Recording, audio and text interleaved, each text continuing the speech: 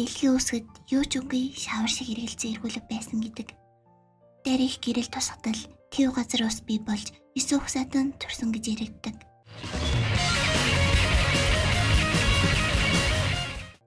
Үүнд луунд хүрэх ухсаатан, эльф ухсаатан, хүн болон чөтгөрийн ирлиз хүн чөтгөр ухсаатан, дварф буюу одын ухсаатан, чөтгөрийн ухсаатан, харанхуй эльф ухсаатан, кентавр ухсаатан, хүн аратан ухсаатан.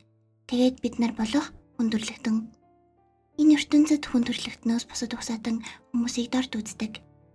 Нэгэн бүлгэмд адал явдал хайгч болохоор шийдэн гэр бүлтэйгээ салахаас хийж буй хүүг Райто гэдэг. Райто бол дэлхийн шилдэг адал явдал хайгч болохоор шийдсэн хүү билээ. Дүр солиотоход адал явдал хайгч болох бүртгэлийн газарт бүртгүүлэхээр ирнэ. Эндээс бид Райтогийн чадварыг мэдэж авна. Түүний чадвар бол хязгааргүй гача гэх чадвар. Түүний гарын дээр дөрвөн талтай алмазаар бүрхэгдсэн зүйл гарч ирнэ. Энэ нь түүний чадвар болох гача. Гачагаа идэвхжүүлэхэд санаандгүй байдлаар нэг карт гарч ирэх ба тэр карт нь юу ч байж болно гэдгийг ажилтнад хэлнэ. Чадварыг харсан үйлчлэгч түүнд F зэрэглээс л эхлэх боломжтой гэд бүлэгмийн карт өгнө.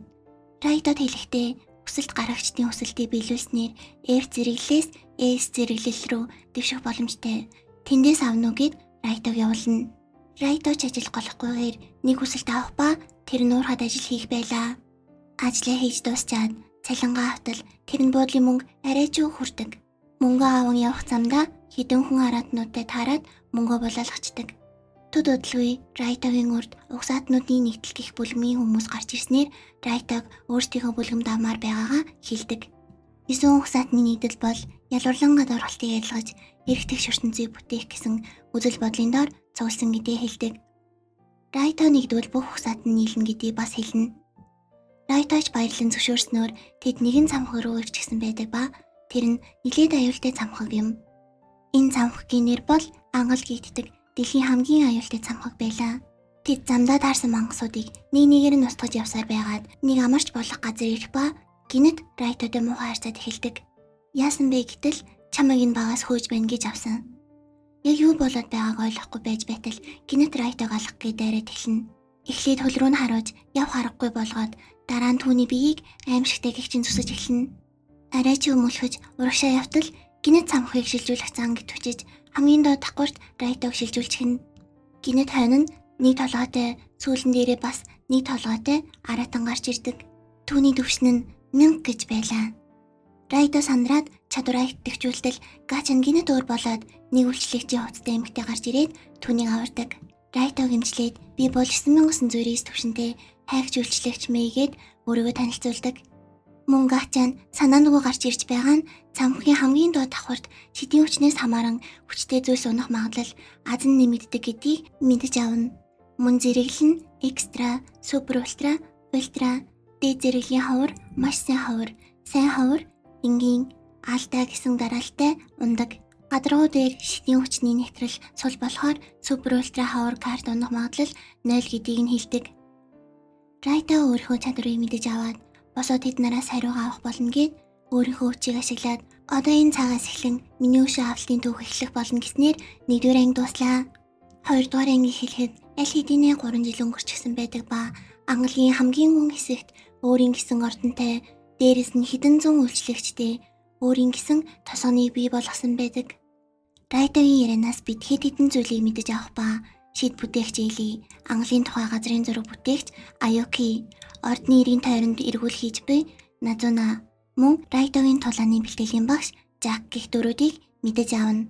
Райто 3 жилийн турш эдгээр зүйлсийг бий болгохын зэрэгцээ Жактэй бэлтгэл хийж өөрийн тулааны хүчийг нэмж ирсэн. Райто Жактэй бэлтгэл хийлээ. Төд удалгүй Райто болон бусад маань нэг газар бүгд цугларан уулзна. Ингэснээр тэд 3 жилийн дараа хөшөө авалтандаа бэлэн болсноор гадаргуу руу гардаг.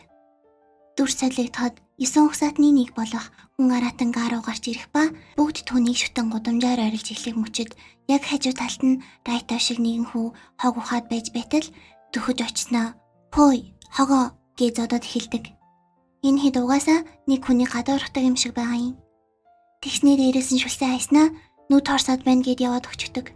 Зүүн багаз нэг уушин газарт орж ирээд уугаа сууж байтал манай Райтогийн үйлчлэгч орж ирснээ Та өмнө нь угсаатнуудын нэгдэл байсан Гаро мөн үү? Танд нэг хүсэлт гаргах гэсэн юм. Намайг Мэй гэдэг. Би Райто гэх эзэндээ үнэнч байхаар тангаралсан. Түүний үйлчлэгч Райто эзэнтэн гинэт алга болоод түүнээс хойш эзнээ хайж явна гэд хүсэлт тавьдаг. Нөгөө хэдэн ч мөнгөний аваад хүсэлтийн зөвшөөрдөг. Нөгөө ангал ирээснээ Мэйг тойрч зогсоод араас нь гиндүүлээд Мэйг ашиглах болно гэд дайрах гээд ойртдол. Мэй өдөөс нь ийм харанхуй бохир газарт адгийн амьтдад хуурдаж тамлуулсан гэж бодохоор гэд алга хүслийг ил гаргатал Гаро гинэт айгаад хойшоо ухрана. Тэгснээ энэ болсон явдлыг бид нараас өөр хүн мэдэх боломжгүй дээ гэд бодоод байж байтал хойноос нь Райто гарч ирсний малгайгаа тайлаад өөрийгөө харуулдаг. Гаро гинэт инээснээ тулгаамуулж эхэлдэг. Райто руу дайрч байсан араатнуудын 20-ын толгойг Мэй маш хурдан таслаад хөнөөснөө эзэн рүү минь чиглэсэн илт чинь бүдүүлэх тул би яасан ч өшөөхгүй гээд тулаан өрнөн. Райто тоглоом шиг хурдан алснаа Гаро дээр ойртдол Гаро хойшоогоо үсэрснээ нэг сувчиг зүйл газар шидэж хагалснаа гараа дээр мангас пенрир гэж авсан. Райто өдөөс нь би эндээс нэг ч алхам хөдлөхгүй болохоор хүснээ хий гэж байна. Удалгүй пенрир хамаг хүчээрээ шидээ явуултал Райто яахчгүй зогсож байдаг. Үүнийг харсан Гарогийн царайг л харж. Тэгснээ Райто өдөөс нь жинхэнэ пенририйг чи харуулъя. Гача шөлөөлөх 9000 дугаар төвшин ультра ховор карт гэснээ балиар том сүрлэг цагаан чон гаргаад ирдэг. Яа, тэр царайгийн л харж. Райтогийн пенрир үлээхтүүдийг тэр хурамч пенрир бутраад өгдөгнаас.